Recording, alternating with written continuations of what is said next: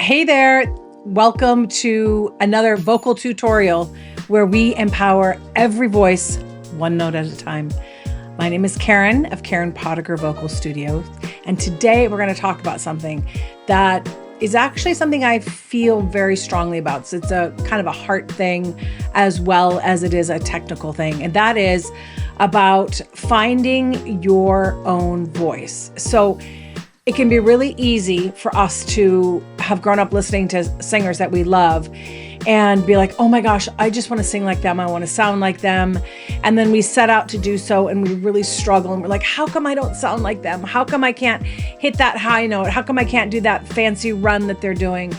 This is terrible. I have to try harder and I just have to try to achieve this sound that, frankly, it's entirely possible may not be possible, because maybe that person's voice is just generally a higher pitched voice. Maybe it's a lower pitched voice. There might be other reasons why we can't sound exactly like this artist that we are striving to sound like. And the other thing that I think is really important for us to remember is that when we are listening to music on our phones, on our computers, on CDs, just kidding, a little vintage reference there. Anyway, whatever your music listening device is, we have to remember that these people were in the recording studio and they got to do these things over and over again. They might sing one little chunk or one little phrase over and over again. And then we also have to remember that when people go into the studio to sing, then their voice gets mixed and mastered, which means they're gonna flesh out little problems or any inconsistencies, and they put filters on and they put things on it to make their voice sound perfect or to sound just like that sound you're hearing. And so it would not be a realistic expectation to think that you could be singing live and accomplishing that same sound. That you're putting pressure on yourself that isn't good, and it doesn't bear any good fruit, as we say. So what I want to talk about is, what does it look like to find your own voice? Sometimes with my students, I'll say, we have to just kind of, first of all, let go of that expectation. And that can be hard because there can be things emotionally attached to it. You're not a failure. You didn't, let yourself down. It's just, we're going to look at this really practically, because it's possible you could get to where you want to go, but we just need to come at it from a step-by-step kind of process. And so that leads me to step number one, and that is I want you to learn to get comfortable with your chest voice or your lower register. It's got some different names that people call it, but the bottom line is it's the part of your voice that is going to be more like your speaking voice for most people. Most people speak in this kind of range, this kind of lower range. There are people who have higher speaking voices just naturally. That's just how they speak. So a lot of times it might mean that their singing voice is going to be higher. Not necessarily, but there can be a commonality there. So what is your normal speaking voice? Do you speak kind of in this range? So what does our lower register look like? It's going to be more like, I'm going to be singing in this lower register because this is where it sits. So I want you to be able to just play around with your voice and sing up and down,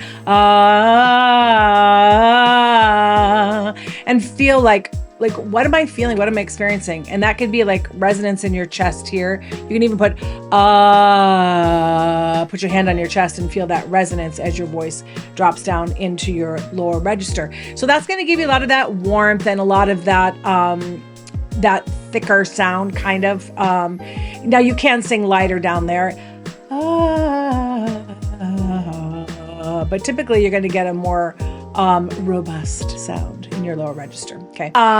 Step number 2. What's the opposite then of our chest voice? Again, keeping in mind there's a lot of different terminologies. It's head voice. So what is that going to be like?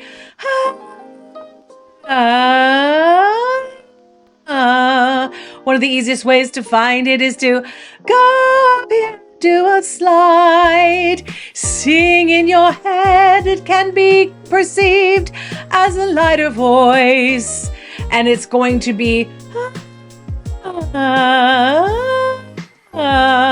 so So you can feel it kind of in this upper register, okay?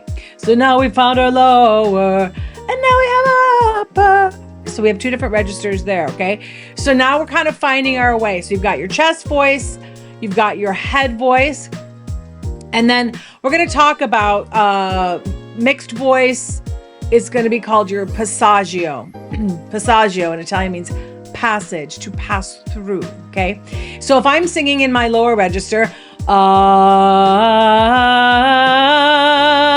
going to get to a place where I am going to have to make a switch into my head voice. If I don't, I'm going to accomplish something along these lines.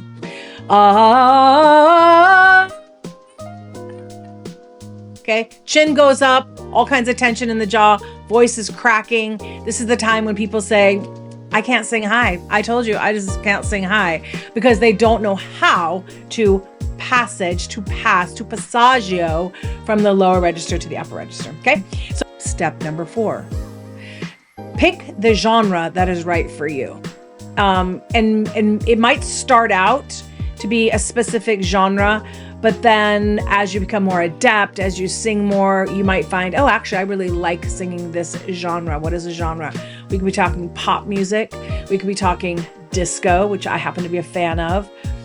We could be talking about jazz, classical, opera. These are all different styles or genres of music. And one of the things that's really important for you is to say, like, what kind of music resonates with me? What do I listen to? What do I really like? What do I want to sing? And when you can kind of establish that, you're probably going to fit more comfortably into that range than something that is just not on your radar at all. It used to be really common, more common.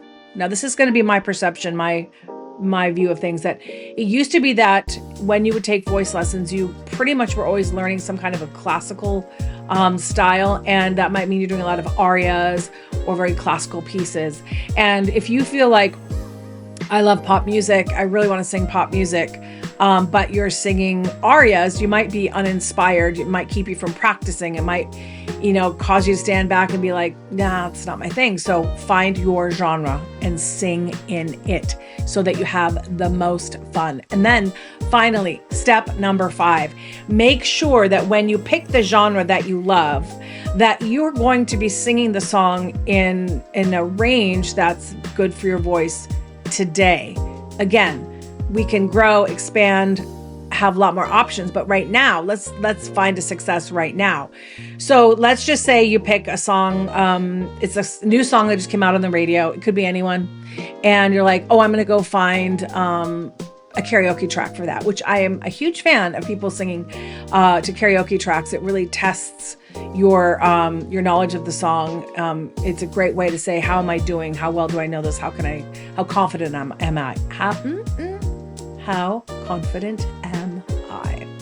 So that's going to be part of that whole piece. Now, maybe the original artist is really sings really high or sings really low, or maybe they sing it really fast and you're like, oh gosh, that's so fast for me. There are so many versions of almost every song out there with karaoke that I would challenge you, I'm not challenging you, I'm encouraging you.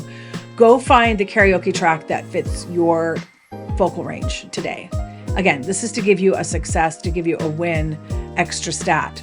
And so that is kind of how I would go about this. This doesn't happen overnight, so be patient with yourself. Don't be discouraged. Don't be frustrated. Just know that this is kind of, view it as like a challenge where you're going to like level up and you're going to grab more info and understand your voice better. So there you have it, 5 steps. So let's just review them. I'm going to read them here. So you're going to connect with your chest voice.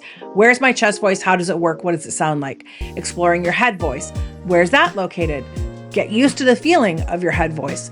Blend them together. That's that passaggio. We're going to be passing through and moving from the lower to the higher and the higher to the lower. Next, pick a genre that's right for you, that resonates with you and what you really like and enjoy. And then finally, make sure that when you choose a song, that you pick a song that is comfortably in your range so that you're not adding another level of difficulty. Please remember, your voice really is more than enough. You do not have to sound like anyone else. You just have to start listening to your own voice and get familiar with what you sound like. And the more you get familiar with it, the more you're going to enjoy your own voice. And we can talk more about what that looks like. Tell me in the comments which of these steps is kind of like a breakthrough for you, or something that made you say, I hadn't thought of that, or I didn't understand that. I would really, really enjoy knowing kind of where you're at and what has been helpful for you on your vocal journey. So if you would take a moment to comment, that would be lovely. And before you go, I have a little something for you. I believe everyone deserves access to joyful, high quality coaching. And I'm offering a totally free email newsletter where I put advice, ideas, suggestions. And each week I'll send you kind of an easy exercise that you can do in just a few minutes a day. You can try it out, see how it feels, check yourself, that kind of a thing. And the link to sign up for that is in the description. So don't miss out on that. I'd love to see you in the newsletter or getting the newsletter. Once again, I'm Karen from Karen Pottinger Vocal Studio. Keep singing, keep smiling, and I'll see you in the next episode.